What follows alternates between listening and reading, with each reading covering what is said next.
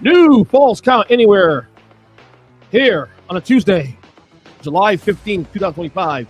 We have just now coming off a insane, easily the most insane wrestling weekend of the year. And of course, we are joined here by our, of course, the co-host of the show. He's also one-third of the Mindless Wrestling Podcast, the final A podcast after as a part of the Shut Shot Radio Network.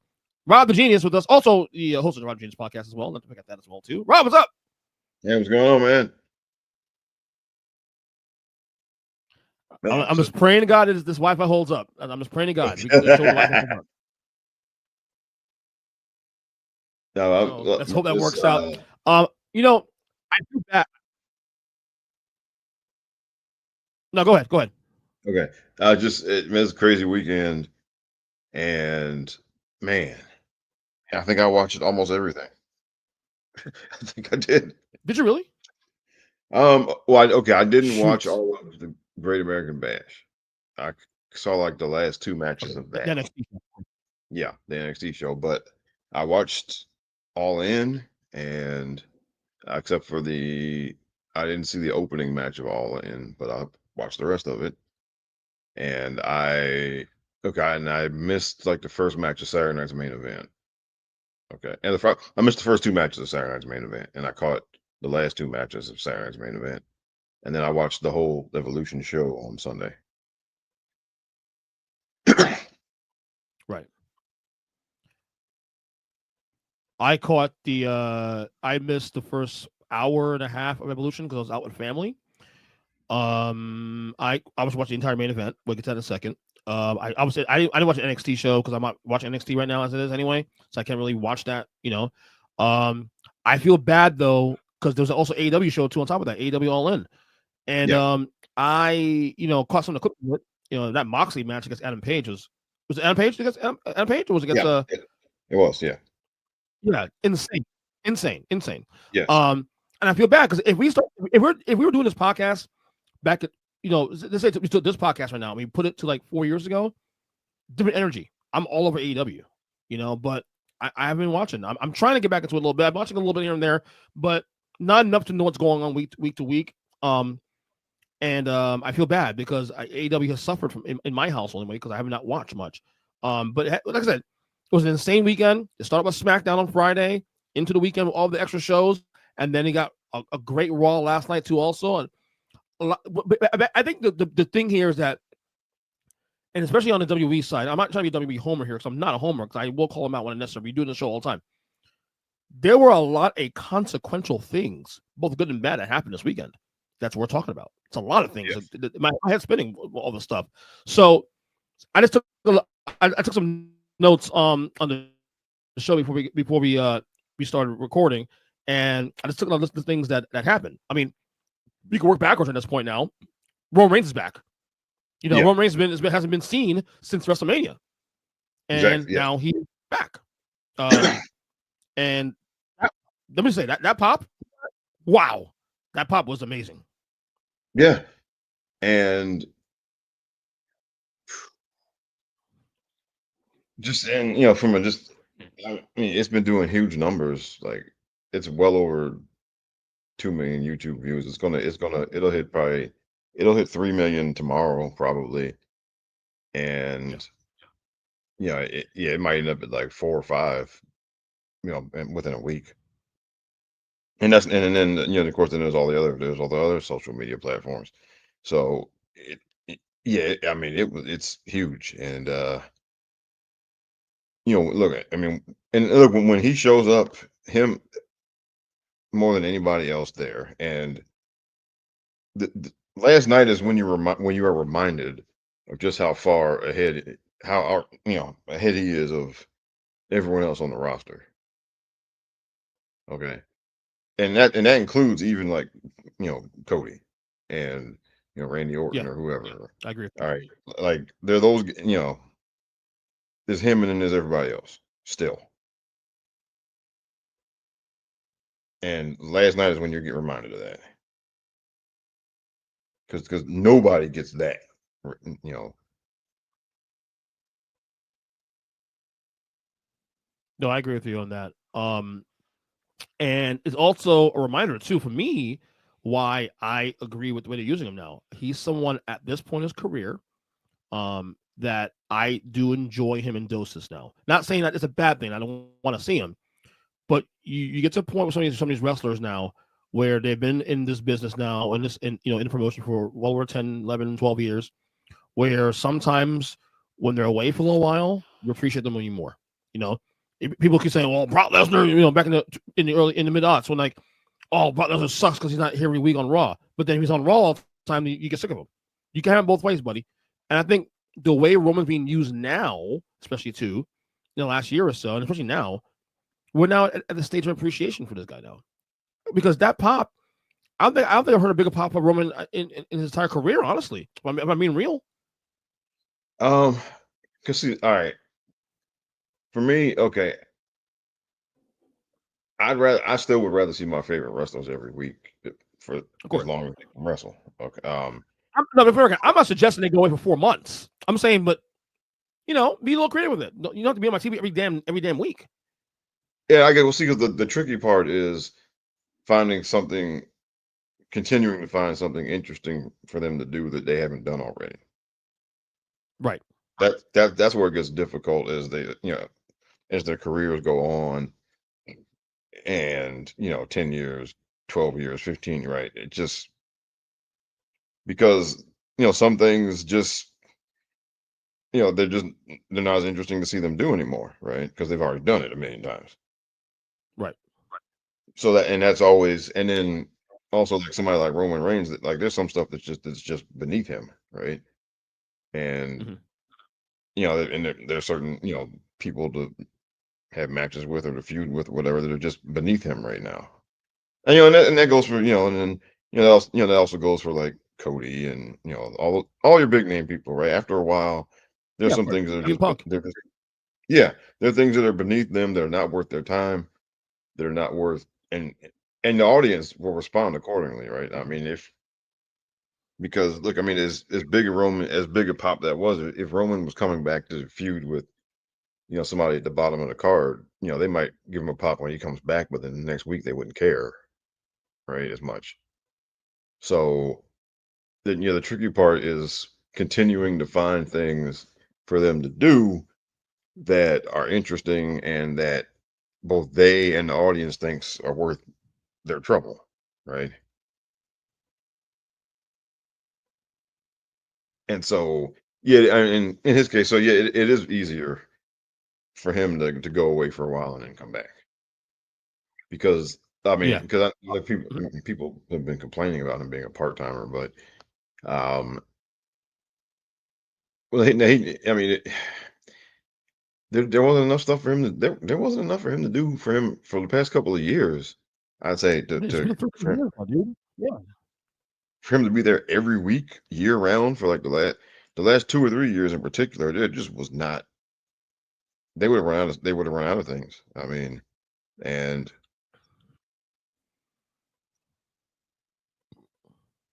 so it is better. Yes, it is better for him to be around more sparingly. I mean, unless particularly if he's not, as long as not the champion either, because at least, I mean, if you're the champion, then at least you got title defenses and you can set up and everything, right? I mean, but if not, then him not being that, now there's a bit of a challenge of finding opponents and feuds and whatever that are worth his time and that and everything. So it is better. I think it is better for him to kind of just to come for a little while and then go, then disappear for a little while now. Yeah, I agree with you on that. Obviously the angle last night was obviously Seth Rollins is out. We'll get to that in a second. There was a gauntlet match where obviously highlighted Braun Breaker, CM Punk, Jey Uso's involved in that, a couple other guys, and the winner will have a chance to meet meet Cody, not Cody, Gunther at SummerSlam. And of course, Braun Breaker goes through the entire gauntlet most of the way, and then of course, I think Bronson Reed got involved in the match with him and Punk, and all of a sudden Jey Uso came in there, and then with all that, and then also Roman Reigns comes out, and him and Zeus seem to patch things up now. Punk wins match. Obviously, he's going to face Gunther at SummerSlam. This looks like right now. So I guess now the next question is with Roman now is he's back. He'll probably be at SummerSlam, obviously. Yes. He won't be in the main event because one night's going to have Cena against Cody, obviously, the rematch, and the other match is going to have is obviously going to be the Gunther Punk match. And so are we on the way to seeing a tag match now between Roman and Jay versus the Oracle and his two boys now minus Seth? That seems like it seems like it. Do you think that was the original plan? Do you think this was still the original plan? Because obviously Seth Rollins being gone with an injury, which we all believe is real. We can touch on that now, obviously, because that's all part of this. Might have actually fast-tracked the situation. I still think Roman would have been involved anyway, but it might have been something different. I think the Seth injury, obviously, which is a knee injury, and he's probably going to be out for a while. Definitely fast-tracked the situation. Do you think this is going to be the angle, regardless? Good question. I think maybe he would have been faced. He might have had a singles match against Seth. Yeah, I can see that. Yeah, I think that's probably what would have happened. He's definitely been in the orbit. He's definitely been in that orbit. Yeah, because I mean, so yeah, I think he and Seth probably would have had a singles match, and then I do think Seth was probably going to cash in the briefcase on during Punk and Gunther's match. So obviously that's not going to happen now.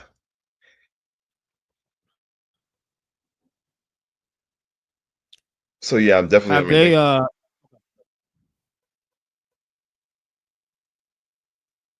No, go ahead. You good? Oh, because look, it's definitely. I think it's definitely different than what would have originally happened, but he was absolutely going to be there for SummerSlam. Yeah, you got 2 nights to fill. That's not one night anymore. It's 2 nights now. Yeah. Yeah. I will say, given the situation, the circumstance right now, we got a pretty good. I feel satisfied as a fan of WWE at what we got last night on Raw. I thought last night's Raw was pretty decent actually, and I thought that whole thing played out pretty well. The Roman coming back, of course. So we'll see. I mean, we'll see how this plays out. But clearly now he's a babyface. Clearly, yeah. That crowd. I mean, that's a Austin-esque pop he got last night. Yeah, that's a like, oh shit, they love this guy, dude. They love this guy. So you have that situation going on with in WWE last night. We also had this weekend. Well, first off, back to Seth real quick. Because look, it crossed my mind. I'm sure it crossed your mind once. I'm sure it's crossed a lot of people's minds, and it's still debate about whether it's a real injury or not. And I told everybody, look. It crossed my mind initially in real time, like, oh, maybe he's faking this. And then once the way the match ended looked too real, and then the way the rest of the telecast worked out, where they were trying to fill time, because obviously the last match is Gunther and Goldberg, and they're not going to have a fucking 20-minute banger, obviously. They're trying to fill time with ads and all this stuff, because, come on, we're not getting a 20-minute Goldberg match with like 35 minutes left in the telecast, especially on a telecast that's on NBC that's strict with time, right. So that's the part that told me that this is real, because knowing how they're gonna risk their telecast looking like shit, for the sake of a fake injury in a match, that's ridiculous. Oh yeah. Having said that, what do you do now? Obviously, you see Roman's back now and all that, but my thought was, looking at that gauntlet match last night, is that I thought they were about to fast track Braun Breaker, because if you watch that promo last night with Paul Heyman at the beginning of the show, he made the comment about Braun Breaker being the gauntlet match and he's the next big thing. Now, obviously, you hear that term, you think of who? You think of Brock Lesnar. Go back to 2002. And I've been saying and I'm sure everybody's been saying this now, that most people look at the comp of Braun Breaker as Brock Lesnar. And when you hear him out with Heyman, obviously, it's way too obvious now. So, do you think now they're going to fast track Braun Breaker now as a result of the Seth Rollins injury? So I think he is going to. Well, he's definitely going to be like the focal point of the group now. Yeah. Because I think based on wrestling history, the long term thing was going to be him turning on Rollins, right? And then, but now that that's Seth is injured, we don't know when he's going to be back. Now, yeah, I think you do have to kind of just go ahead and put him at the front, and maybe add one or two more guys, and so, well, it's going to be a test for him because the thing kind of holding him back really, I think, has been the promo stuff. Because as much as we enjoy him doing, he basically does, you know,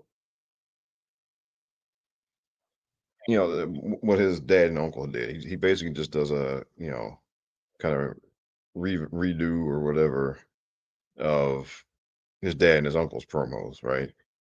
And I think while they're fun, they're entertaining. I also think it's been, I don't know. It just feels like there's just been a missing piece to him becoming like a He with full. Seth? Well, I think him being in this group was supposed to, I think, just give him time to, watch, kind of stand next to Seth and watch and listen. And then whenever they were going to do the split next year, he would be ready, right? To kind of, so now, like, he has to, he has to, I think he has to find whatever it is. Because the ring stuff is there. Obviously he's still Look, relatively green and still learning the nuances and little things and all of that. But as far as like the big parts of the ring work are there.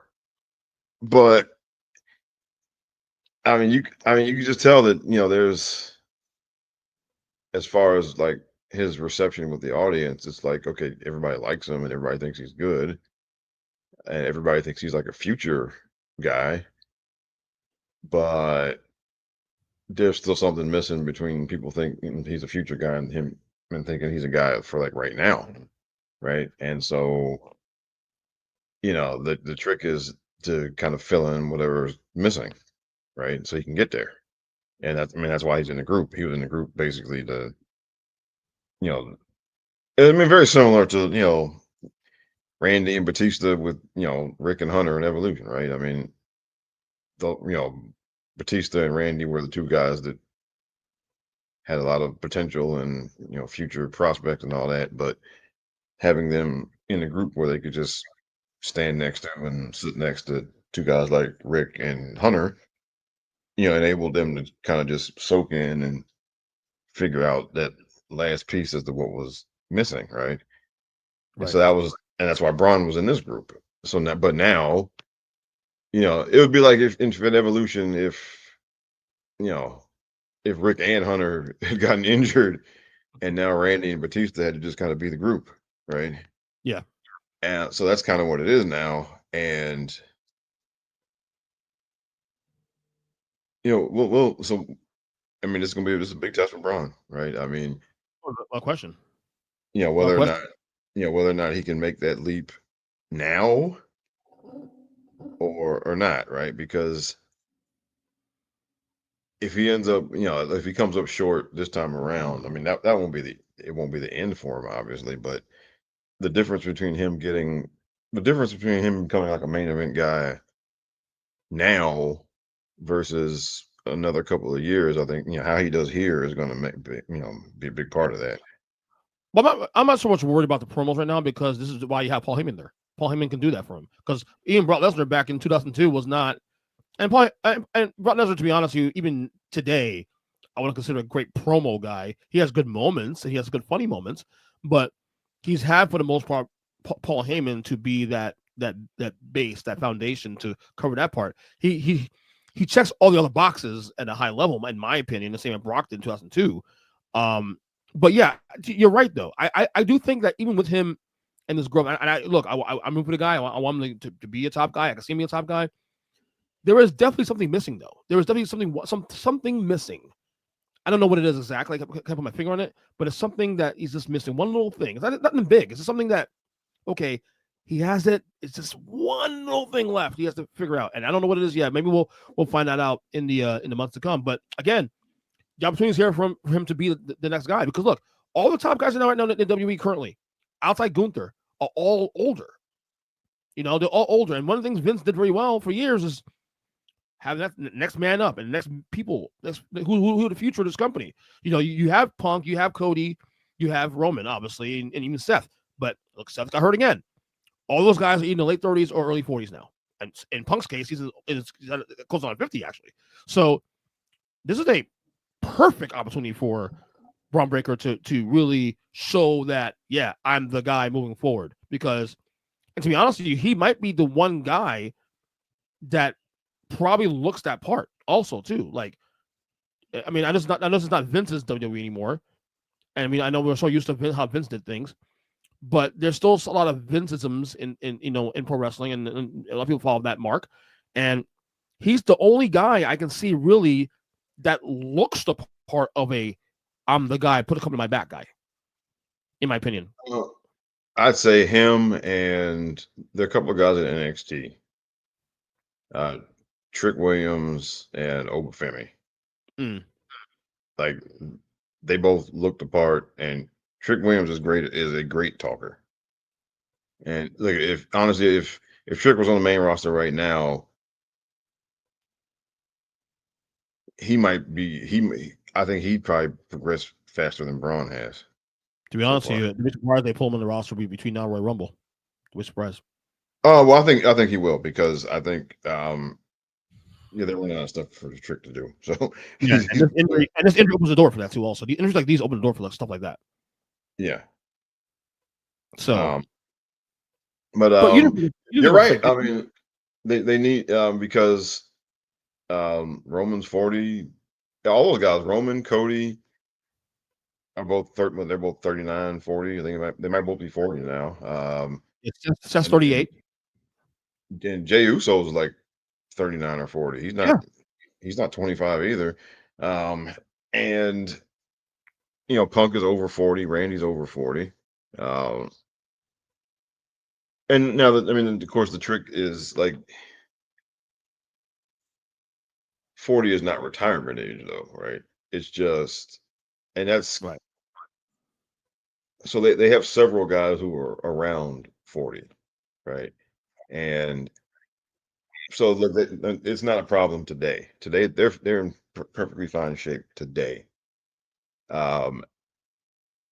It's just now, in a couple of years, it's just that, and since all those guys, they're all like around the same age, close to it. And Damian Priest is 40 also. Yeah. And LA Knight is over 40. I feel like the women start to have that problem as much in the same as men do, because I feel like the women right now, your top girl is Rhea Ripley. She's in the mid-20s, late 20s. Yeah. Now the only question with her is that, but she has been wrestling for a while. Yeah. So, because it's funny, because like her and Charlotte almost have the same number of years wrestling. Yeah.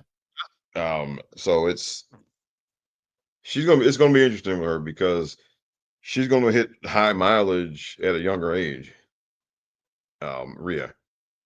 Yeah. So. And then you have the challenge of does she have wandering eyes? Does she want to do anything outside of wrestling? Because obviously she's very attractive. She's very marketable at this point now. She's another wrestler now on this roster that's now getting attention outside of wrestling now. People know who she is now. They're gonna have to figure that out, because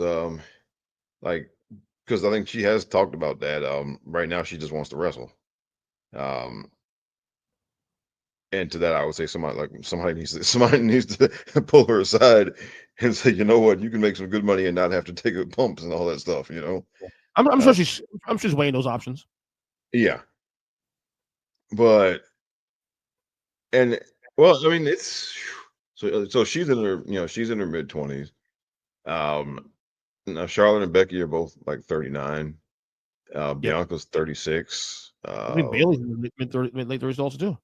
Yeah, and then there's also, but Bailey is also, she's been wrestling for a while also.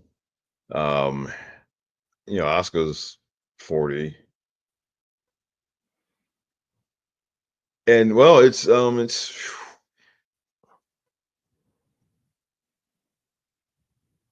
like it's a matter of, well, I think, look, they're fine today. It's the question is just going to be within maybe in 5 years, will they have enough people to fill all of those spaces?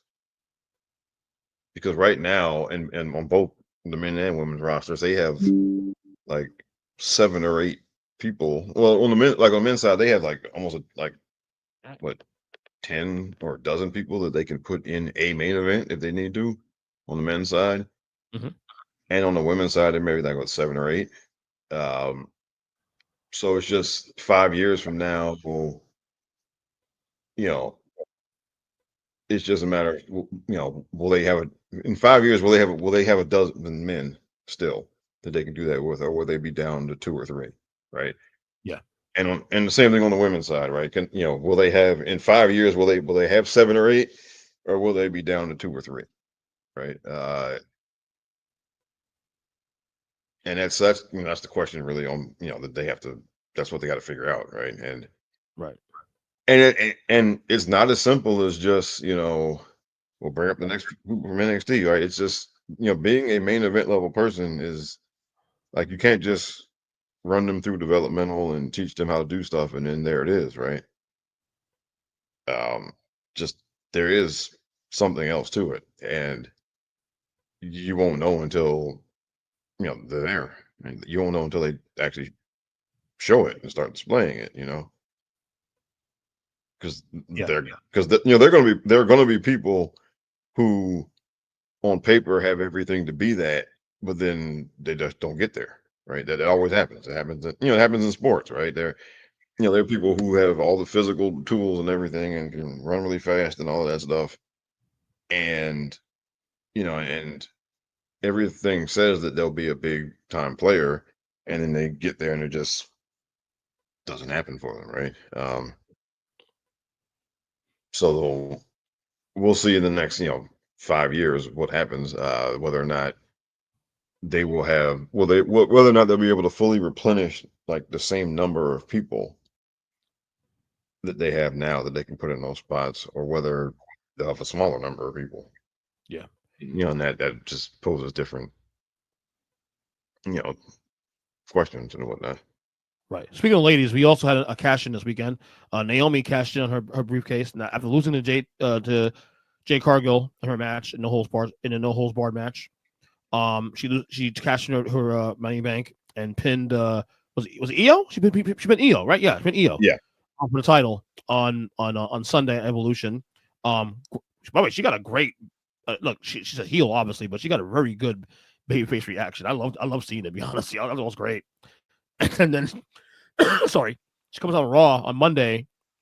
Phenomenal promo for the record by Naomi to open it up, and you're kind of torn there because, like, on one hand you're happy for her because, like, first off, I think you were also, I know me, I've been a Naomi advocate for years now.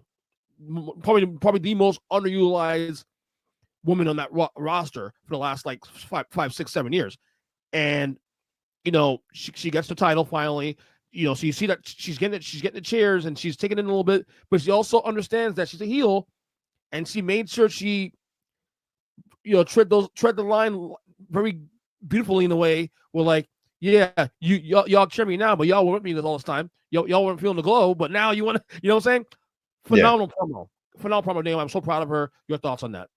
And yes, and look, I've been a long advocate for her as well, and actually, I think it is good. It's better, since she's being a heel, it is better for her to have cashed in on, Rhea and Io, and to be working opposite them, because, she will get booed against Rhea Ripley. Okay.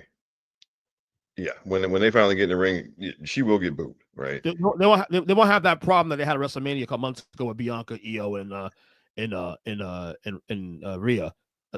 Well, because there will be a clear heel in the SummerSlam match with Io and Rhea. It's just I think had she stayed on some, if she had cashed in on Tiffany, she by the time the match came around, she'd been getting cheered over Tiffany.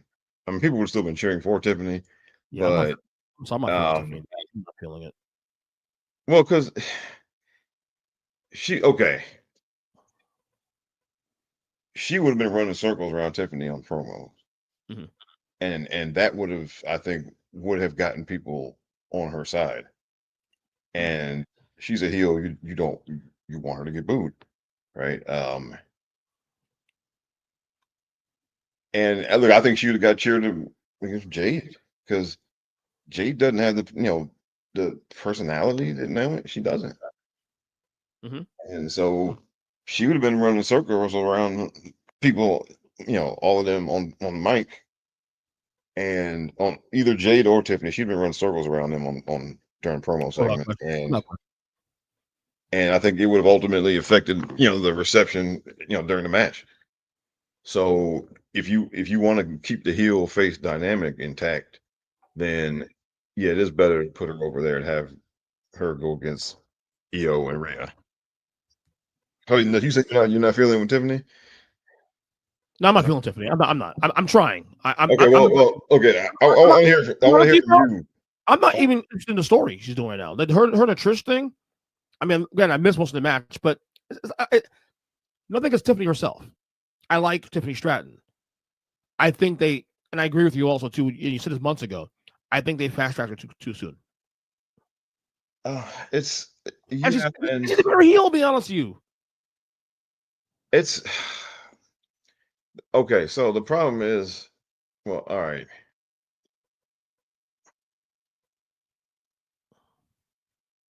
As far as talking, she talks better as a heel, but even then, it's kind of limited because she calls people old and she makes some little snarky mean girl kind of comments, but doesn't really take it any farther than that. And then she's a baby. Look, she's a baby face because she's a good-looking girl, and people cheered for her because she's a good-looking girl and she does moonsaults and stuff. Okay, that's why people cheering for her. It wasn't anything that had to do with her character, right? Because they didn't book her character in such a way that should be getting cheered for anything, right? No, right. So she's getting cheered for superficial reasons. And the problem is, but she's terrible at playing a baby face on TV. She's terrible. Yeah. And so she should be a heel. I don't know. I mean, I think they haven't figured out. I don't know what they got for her. Right. I don't know what they got for her for SummerSlam just yet. Obviously, she just came off her feud against she's scheduled Tiffany, but she's scheduled she's right now. I mean, she's booked to face Jade because Jade won the Queen of the Ring. Yes, correct. She is. And in fact, I'm looking at her now. Yeah, and I think as far as the Evolution show, I just think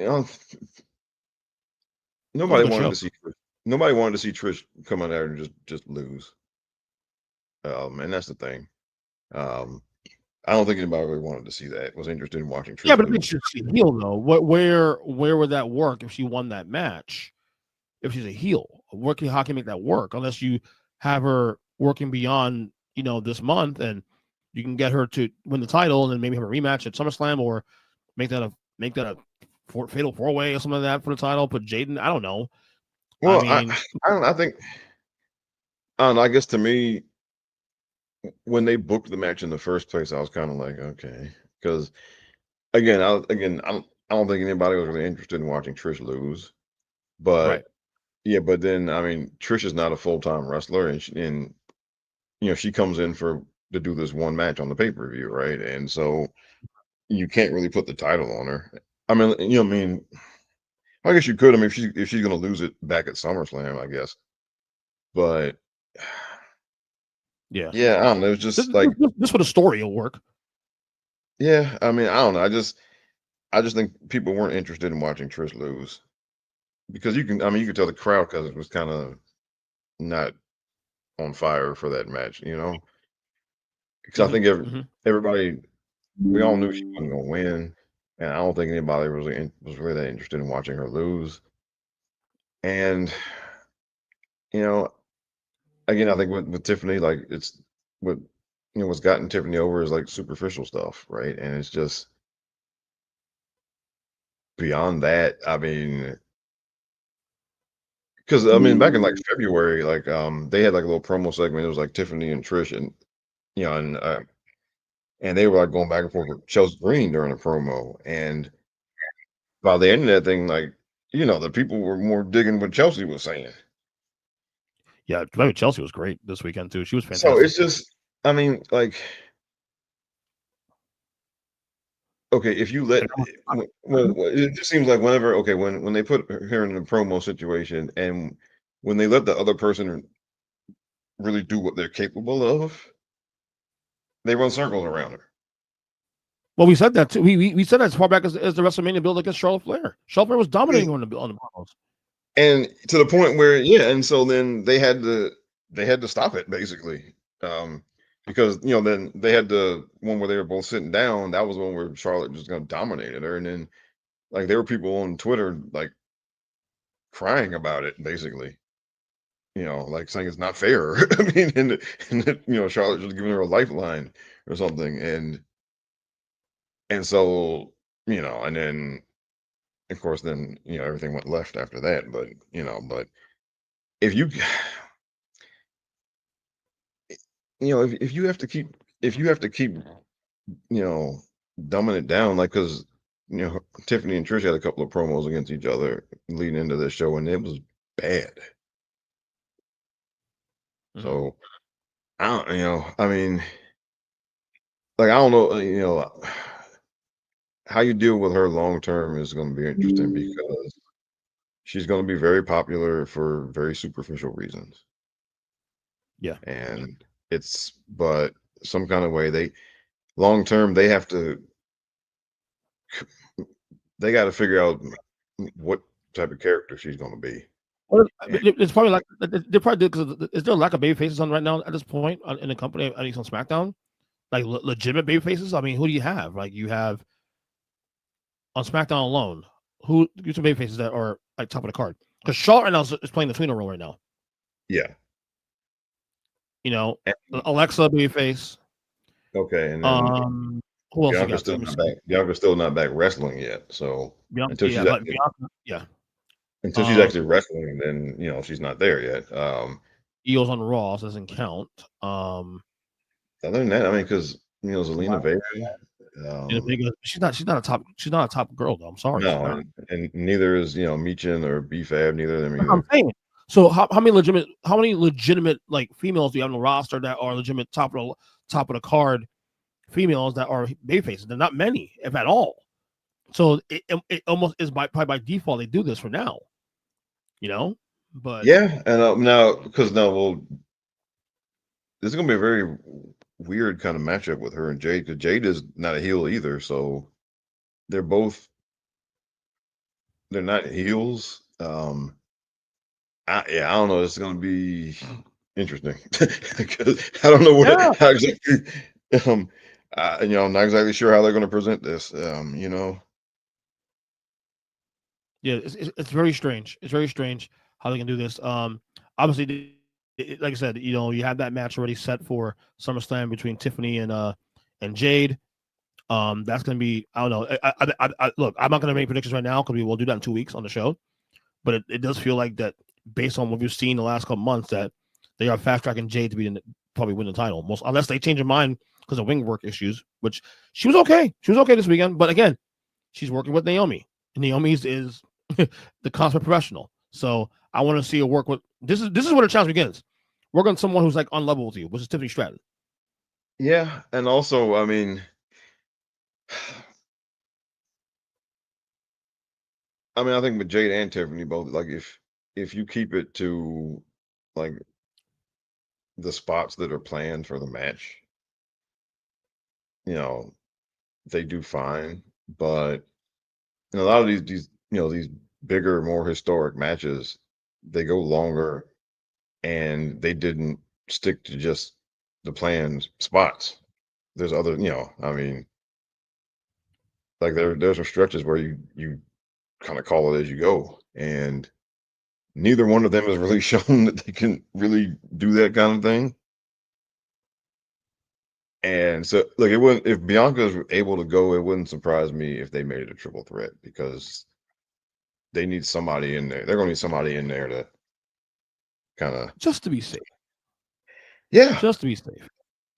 Yeah. Yeah. The main event on Saturday.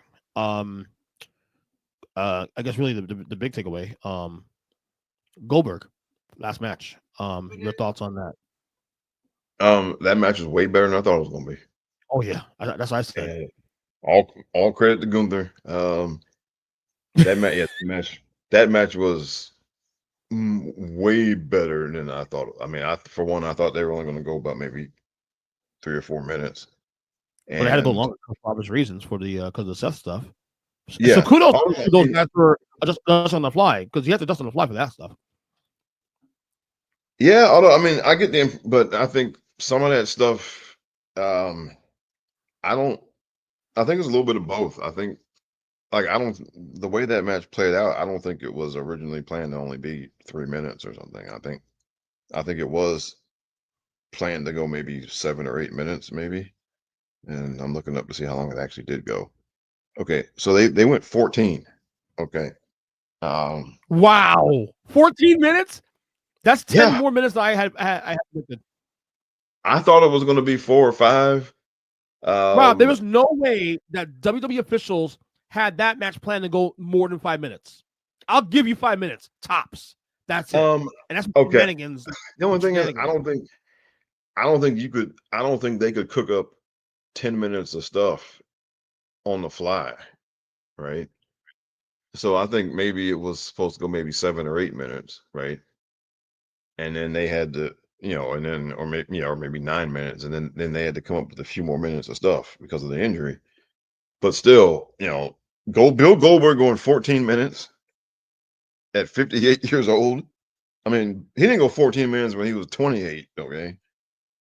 So for him, yeah.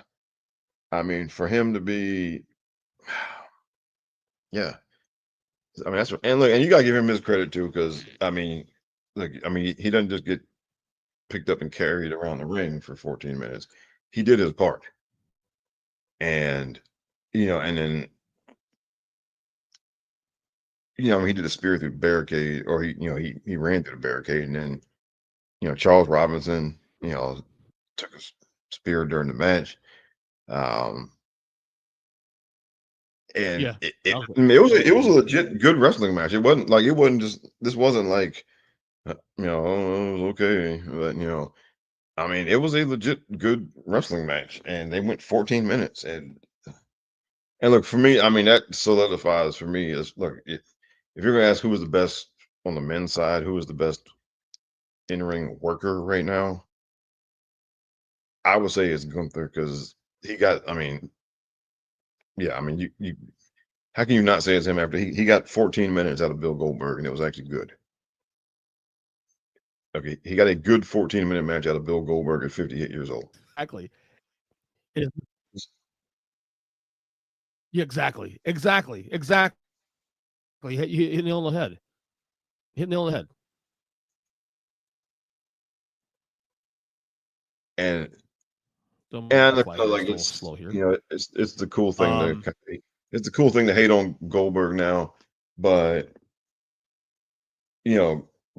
Goldberg did things during his career that everybody in that locker room dreams of doing, as far as being over and drawing money and getting thunderous ovations and all of that stuff. I mean, every dude in that locker room, you know, with maybe an exception of 4 or 5 people, every man in that locker room wishes they could have gotten that type of stuff during their career or accomplished that during their career. Okay. So you can crap on him all you want, but he had a wrestling career that all but maybe like the top, all maybe like 5% of people in the wrestling business wish they could have. Okay. So, you know, I agree. I agree. Yeah, I mean, you know, debate all you want, you know. And he played the gimmick very well too. Also, the gimmick was great. Yeah. And look, then they had some nice little Easter eggs for us longtime WCW fans. Wi-Fi Doug Dillinger. Yeah, the guy that knocked on the door, Doug Dillinger, that was his, you know, he was I think he was actually like the real head of security, but he was also, you know, kayfabe head of security in WCW. So to have him come out and knock on the door for him one more time, you know, that was a really that was cool. Yeah. That was so cool. Yeah. And so yeah, I mean, it was a great send off, man. It was. But yeah, the only problem I had with the ending though was that they apparently they cut off Goldberg's speech at the end of the show. Oh yeah, because it was. I mean, that's way. Well, because they're on network TV, so you know, they have a hard network out at 10, and so when it's Which is over, fine, but then like if you have time to kill anyway, like because of Seth injury, you could use that as for the last 5-10 minutes of the back end. Yeah, I mean, yeah, I guess because they could have moved up like when the match started and all of that, and saved some time on the back end.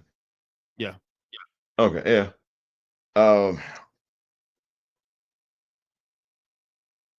But yeah, look, I thought it was a good match, and I thought it was a fitting send off. I know some people want to go through to squash him. I don't. I did No, not. he wasn't my way. Yeah, I'm not the biggest Goldberg fan in the world, man, but I will say they did the right thing. They did the right thing. Yeah. We also have a SummerSlam match announced for. So far, I got 6 matches announced. One match that was announced this weekend was Jelly Roll and Randy Orton versus Logan Paul and Drew McIntyre at SummerSlam. That Jelly Roll angle was kind of, you know, I texted you and DJ, you know, your 1/3 partner of the Masters podcast on Saturday, and we were talking about the, you know, like I like the angle the way it was done, but I was worried that Jelly Roll in the ring. I don't know if I can feel that, dude. Like that, it doesn't. I don't know, man. Maybe put me wrong. We'll see. Because I was the one saying Bad Bunny was not gonna pull it off years ago, and look what Bad Bunny did. So, but the angle's cool though. I like the angle of that overall. Yeah, and well. Look, at this point, I mean, they have the training system down pretty well there. Look, I think by the time it comes to him to get in the ring, I think he'll be fine. Yeah. Now, I mean, Logan Paul has kind of spoiled us, but no. So no, he's not going to be Logan Paul or No. But Logan Paul being this good is not really a shock because Logan Paul is an athlete. They're both athletes, so they can at least pull it off. Jelly Roll is not. It's Jelly Roll, okay? I mean, yeah, right. It's okay, man. It's okay. Even Bad Bunny and Jelly Roll. I mean, I can see Bad Bunny giving some sort of like a sell to being a, you know, pulling that off. Jelly Roll, I don't know. Well, also, I mean, they protected Bad Bunny pretty well, also, because his first match was a tag team match. Yeah, and then the second one was like a street fight, so he could just use weapons and stuff. That's true. Yeah, that's true. And look, I mean, I think it'll be fine because I imagine he'll be better than people think because I'm guessing that most people's expectations of him is going to be like really low.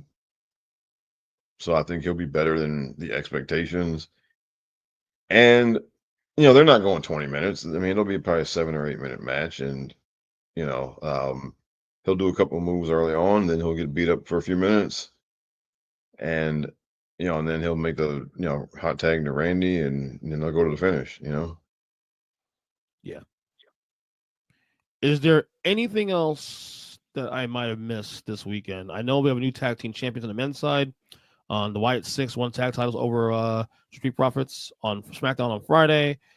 I'm trying to think of anything else that stood out that was big that I might have missed. I think I touched everything else. I think I touched on everything major. Yeah. Trying to see.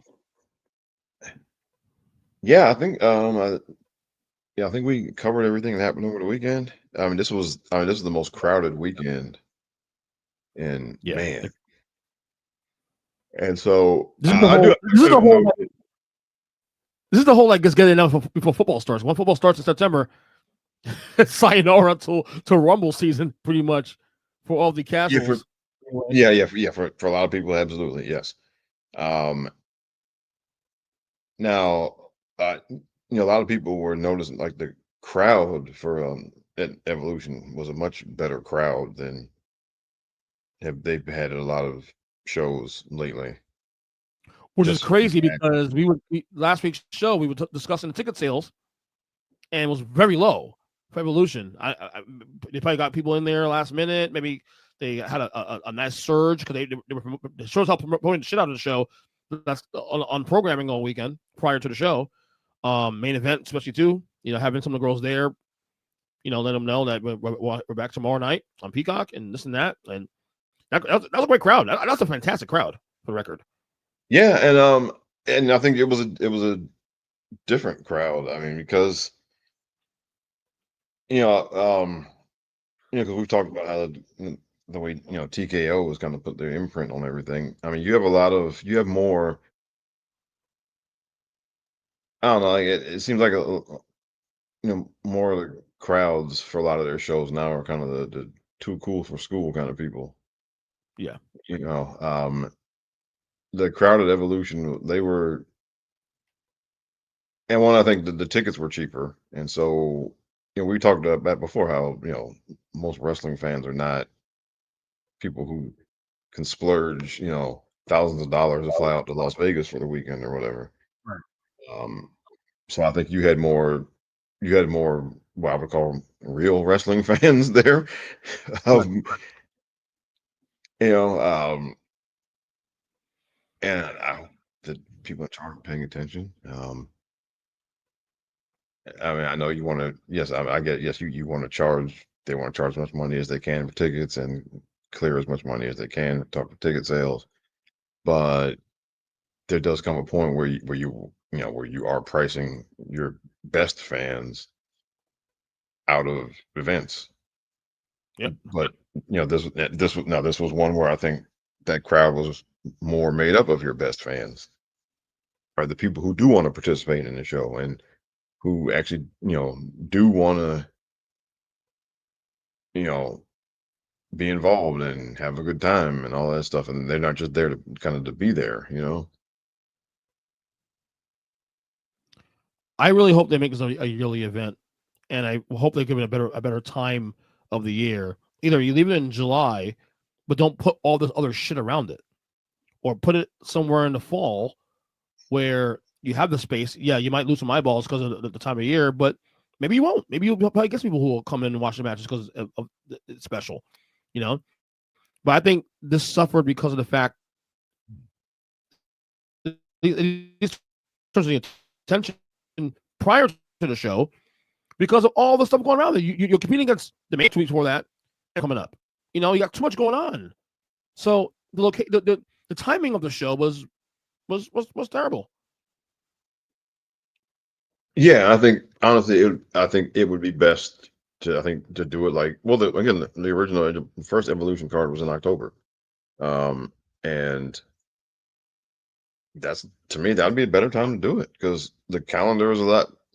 Once you get past SummerSlam, the calendar is more clear. There aren't as many big events. You can give it more attention. Now Triple H was non-committal as to how frequently we're going to do this.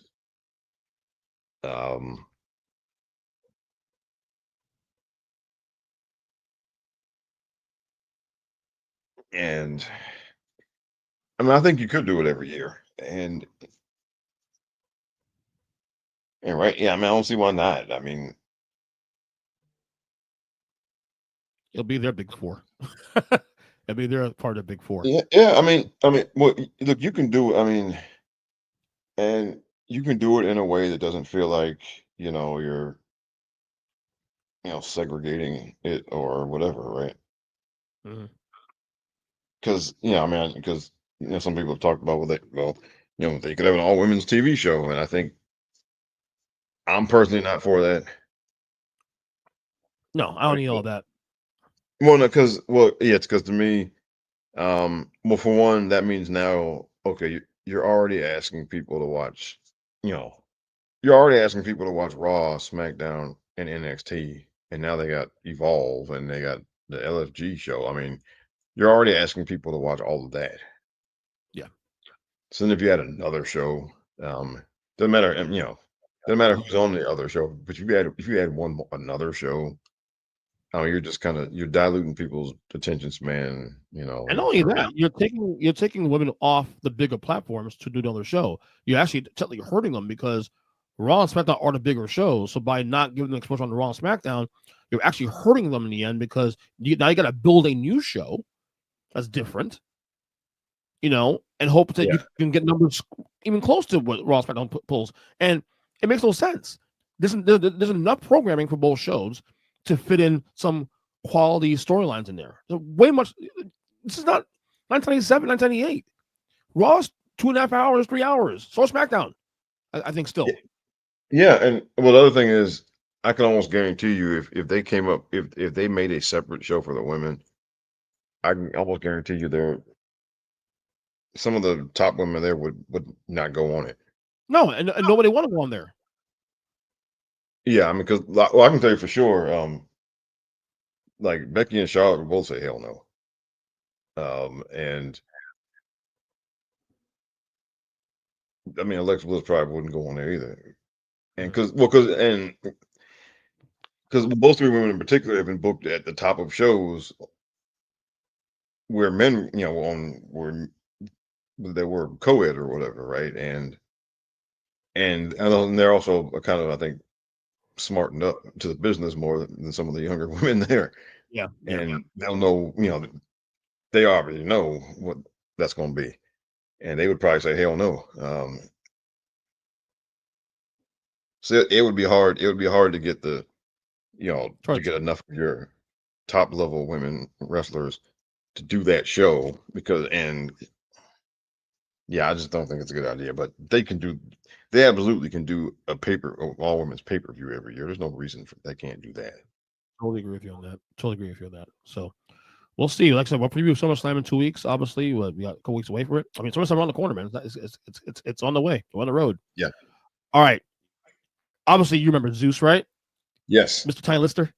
Yes. I want to play a quick clip here of from By God, the account By God on YouTube and on Facebook and whatnot. He shares a story about SummerSlam '89 and the one phrase that will calm Zeus in a WWF ring. I'm going to share this video about a minute long. Hopefully, Wi-Fi behaves itself while we play this. So let's see how it plays out.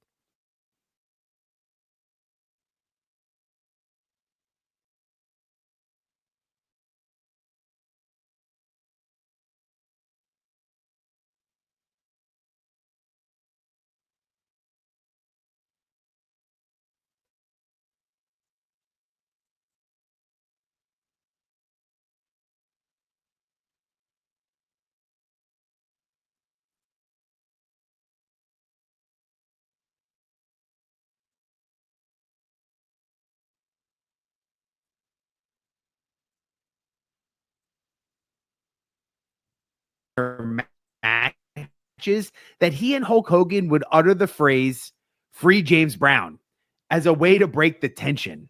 At the time, musician James Brown was serving a 6-year prison sentence for waving a gun around in public, like fleeing from police. You able to hear that? Yeah. Yes. Hold on. Okay. Funny as shit, right? Yes. That's funny as hell. That's hysterical. That's great. That was also SummerSlam '89. we're gonna next couple weeks we're gonna be doing a lot of SummerSlam related content on this feed, on this show especially too.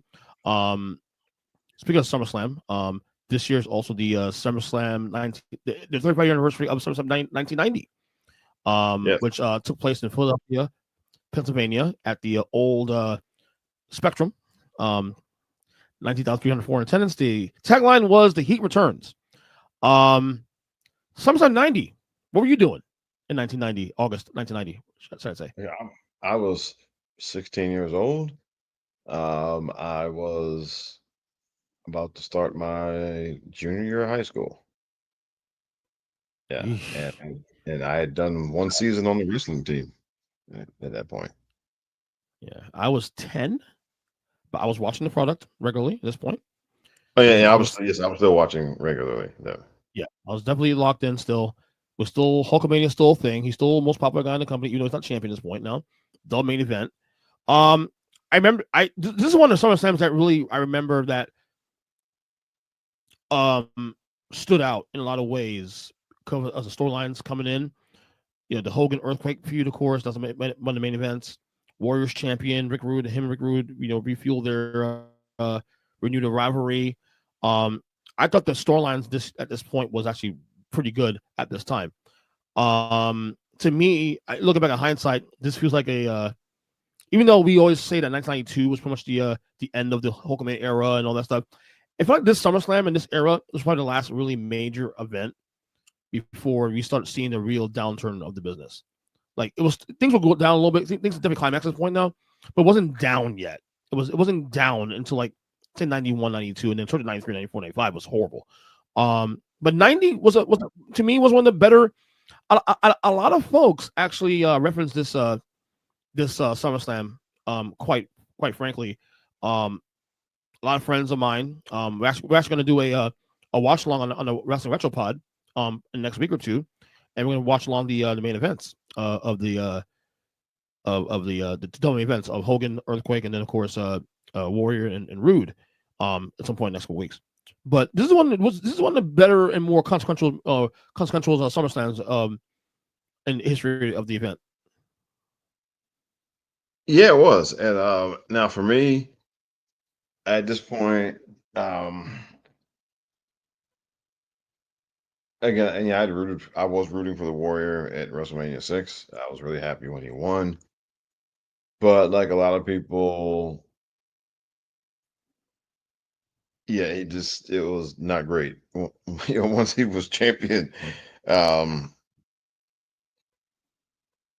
and I was smart enough, to see that they were still treating Hogan as the main guy in the company, even though Warrior was a world champion. And you could just tell in the presentation and the fact that like Hogan's doing this feud with Earthquake, and they gave it the same amount of time or whatever as the Warrior stuff did. In some cases, some weeks they might have given him more time, right? And the fact that they build it as a double main event, right? That says right there that that they don't basically you don't trust the Warrior to carry the show, right? Because look when it's kind of quick though. Like 4 months in, they're like, "Oh, we got a problem." 4 months in, we realized the problem. It's an indictment. Yeah. Well, because I think, well, you can just tell because again, like those rambling, just incoherent promos and stuff, they were fine when he was the Intercontinental Champion. It was fine, but like you can't have your world champion doing that. Like the guy that you're trying to get booked on the talk shows and whatnot, right? You can't have him carrying on like that. Yeah, and yeah, and it's just it didn't work. And so look when you build a double main event, it's there's a reason you do that, right?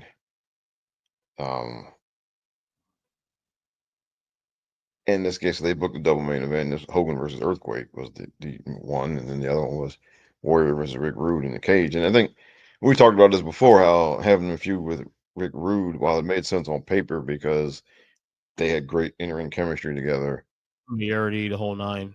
Yeah, so you could, so for the next 4 months, you would get, you were guaranteed to at least get some good matches, right? Um, the problem was that nobody believed Rude was going to beat him. Right. So there was no real drama to their feud as far as people thinking Rude might beat him for the title or whatever, right? Right. And that's true. I mean, even and look, and that's even for people who are not smart fans, right? I mean, like obviously, like the smart fans obviously can figure stuff out, right? But the fans who are not smart fans could look like, you know, the fans who are not smart fans would believe somebody like Randy Savage would have a chance of beating the Warrior, right? Or, Right. but Rick Rude, just, yeah, nobody believed it. And so as a result, Warrior's title reign it didn't get very far. It just wasn't doing well. And so they needed to make Hogan a big part of, as big a part of the show as possible. Yep. The card itself. By the way, this SummerSlam, I think this might be the SummerSlam I think I watched the most in my life. I think this one in the '88 because of the Mega Powers, Mega Bucks. But other than that, this is probably the SummerSlam I think I watched the most of all. And I think I did too. Yeah. The card, there was a dark match between Shane Douglas, who beat Buddy Rose in a dark match, which I knew nothing about because neither. This is my first time hearing about it. Yeah. We have Power and Glory defeating the Rockers, Shawn Michaels and Marginetti. Of course, Power and Glory is Paul Roman and Hercules that just got together. Now there was a spot in this match where Shawn Michaels got hurt. It was kayfabe hurt, but did he come to that match hurt? Do you remember him coming to the match hurt? So what they did, they come down the ring and they do the whole entrance and stuff, and then Hercules comes around and hits him with his chain, and he never gets up. He's on the ground on the mat the entire time holding his knee. So I'm wondering if there's a real injury there, and it is the kayfabe. Good question. I've never heard any stories about whether it was legit or not. Yeah, but knowing what we know now about the wrestling business, we would think that it was a cover for a real injury. Yeah, he probably really they got hurt before the match, and probably that's why they did that. I was a big fan of Power Glory. I thought they could have been something special, honestly. And it was actually a good spot for Hercules too, because he had dried up as a singles guy. He was a babyface a couple of years, and that didn't really go that far. So I thought him and Roma could have been a really cool tag team. And he had Slick as manager on top of that too. I thought they really put their money in this. I could have seen these guys become tag team champions in a year or two. Yeah, and I guess the problem is they fell victim to Hawk and Animal, basically. Yes, yeah, pretty much, yeah. But I tell you what, these two guys would have worked very well in the New Generation era. Yeah, I'll say that. Now this match is one of the bigger matches of the night, and one of the shocks of the night. The Texas Tornado defeat is perfect for the Intercontinental Championship. Again, this is a match that I didn't see coming. Tornado just got there literally like I think a month or two before this match. Wins the IC title already out the shoot, and I remember watching this. I was shocked. Like, what? No way. So yeah, it's. Now I'd been, I was familiar with Kerry Von Erich from,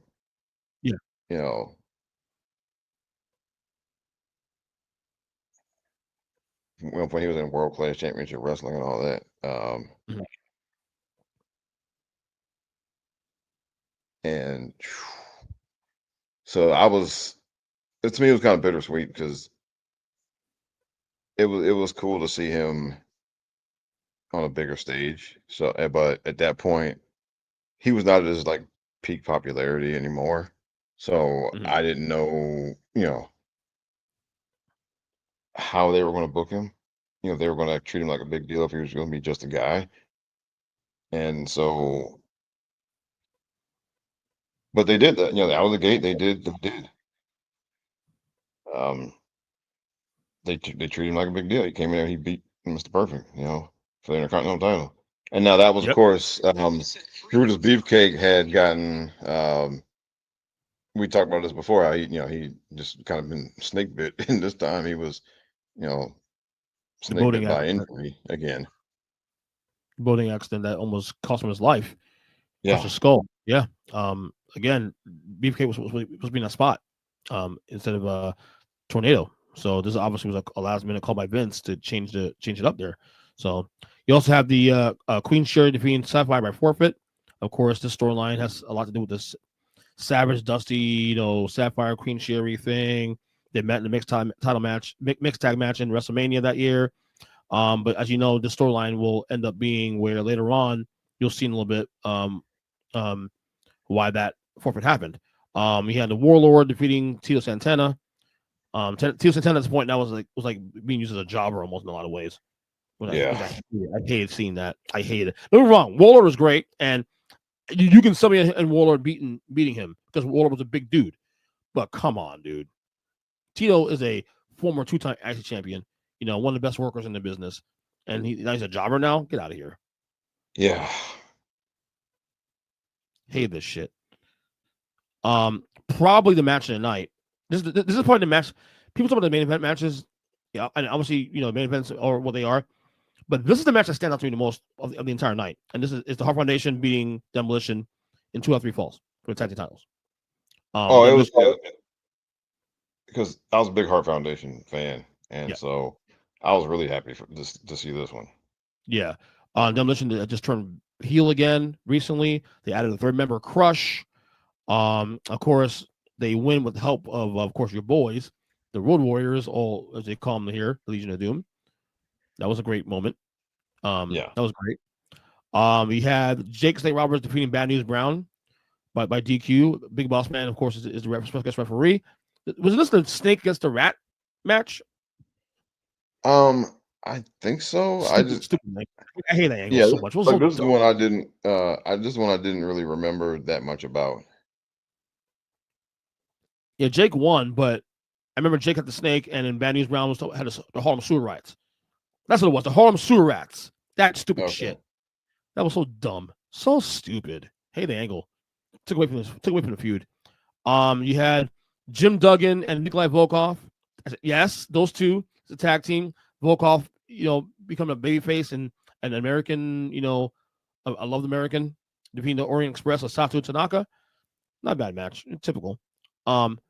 You have Randy Savage beat Dusty Rhodes in the match. Of course, this match, the highlight is more so the fact that we find out before that match that the reason why Sapphire forfeited was because Mr. Ted DiBiase bought her services.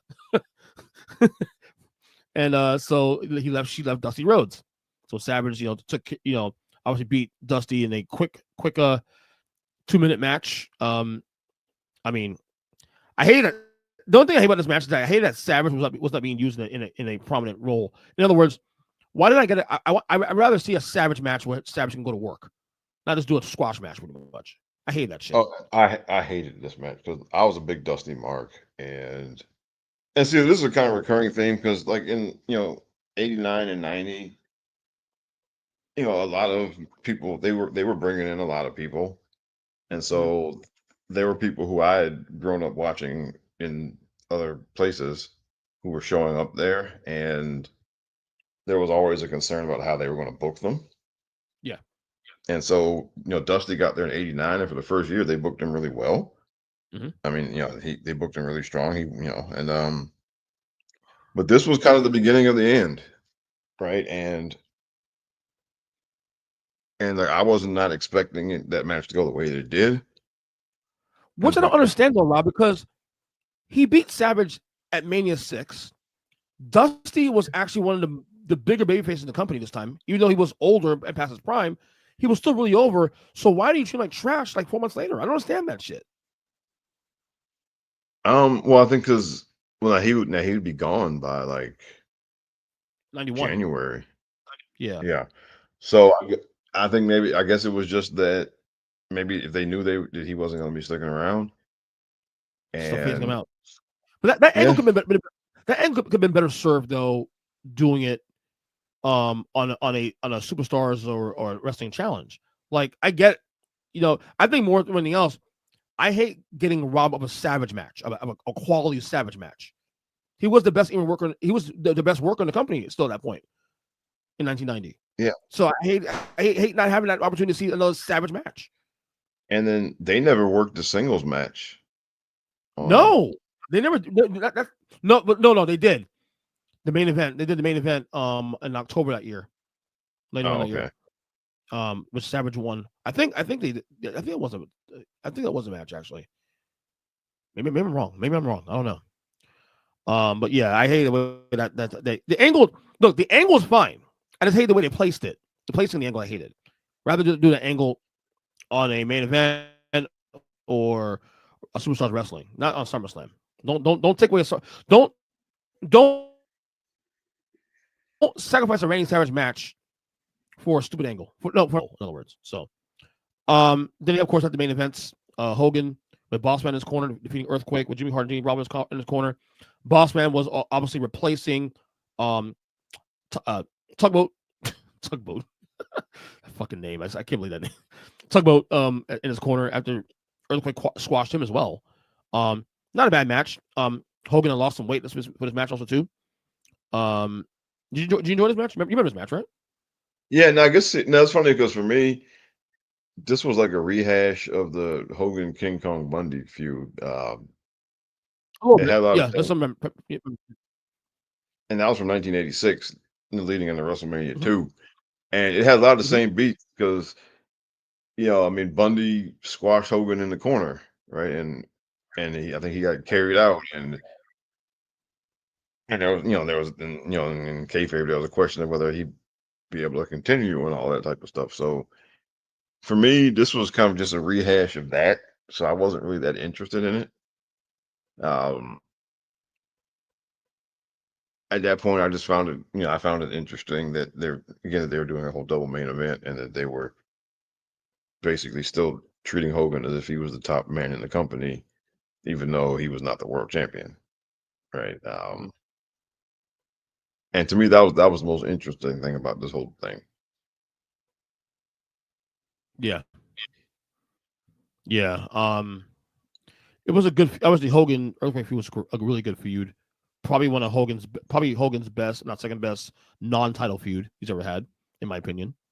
And yeah, it was a really good feud. Then of course you have the Warrior and Rick Rude, for the WWE title. Again, this is depressing for me because this is Rick Rude's pretty much last major match in the company because he leaves after this, pretty much within the next month or two. Yeah. And again, Rick Rude, I don't know what Vince was thinking. I don't know why he didn't pay Rick Rude. I don't know. To me, Rick Rude was one of the best hands of that era, and I hated the way. I love the build to this match though, because Rick Rude, the difference with Rick Rude in 89 leading into WrestleMania 5 and SummerSlam before that, and Rick Rude here is that this Rick Rude cut his hair, number one. Number two, he felt way more serious. Like he took this match a lot more serious than the first two. Where like those first two matches, he was gyrating and whatever and always distracted. This match, I felt like he was much more in the pocket, much more serious, all about business. Yeah. And so to me, that's that did put an interesting spin on it. But I guess again, I was also kind of smart enough at that point to know that this was a kind of a starter feud for Warrior as champion, so Rick was not going to win. Yeah, and so to me that took a lot of air out of the balloon. Yeah, you knew Rude had no chance with this fucking match. Like no hell. I mean, as good as he was, they're not gonna give him. No, not gonna happen. So, yeah, I like I said, this SummerSlam to me is the one I watched the most. I might watch tonight before I go to bed, just cause But like I said, we're gonna do a watch along on this probably next week or two, and watch the final two matches. Just kind of for memory's sake. So, yeah, that's it. That's all I got for you. Rob, want to plug anything? Okay. Well, I made a little So as always, you can catch us every week on the Mindless Wrestling Podcast. Me, DJ, and Jason. And every couple of weeks, you can hear me on the Robert Genius Podcast. And me and Jason, we're talking about doing a Superman episode because we both went and saw Superman. What do you think about it? Oh, we both loved it, man. Okay. I've seen so far. I've seen a lot of split decisions on that thing. I've seen people who love it, and people who hate it. So, I don't see how anybody could hate it. No, DJ's not interested because but yeah, I don't see anybody could hate it, man. No, to me, I'll say this much. I am not a big Superman fan in general. Like, he's actually my least favorite superhero of all the superheroes in either Marvel or DC. However, because the bar is set so low for me anyway, I think when I go see it, I'm going to enjoy it. I plan on seeing it very soon, so probably this week. Well, because it's funny because I was not a big Superman fan until I started actually reading Superman comic books. Right. It trust me, it will change your entire perspective. Like, anybody who tells you Superman is boring has not read Superman comic books, and that's all I'll say. Okay. Yeah, if you reading the source material will change your entire outlook on Superman as a character. And so I've become, like, over the past 10 years, I've become a big Superman fan. Okay. It's good to hear. So, all right. So that'll be on would that be a Mindless Wrestling project? Would it be on Robert Genius show? I think it'll probably be, if we do it, it'll probably just be a episode of one of mine. Okay, looking forward to that one. Which, by the way, guys, in case you guys forgot, I did appear on Rob's podcast last week. Was it last week? Was it last week we did it? Yes, it was last week. Yeah. Yes, fantastic episode. One of the best shows I think I've done, and I've done many guest spots in my lifetime. I've done stuff on ESPN and on Fox Sports, and this one's one of my favorites. I enjoyed that conversation last week. So yeah, Rob, thank you so much as always. Of course, that's for me. I'm on X at EJChristian7. False Count Anywhere, part of Earnestly Podcast. And Earnestly Pod on YouTube, of course, is the page. Earnestly Pod on TikTok for clips of the show. Earnestly Pod, of course, also on Instagram and all that good stuff. Until the next episode, we will talk to you guys soon and later.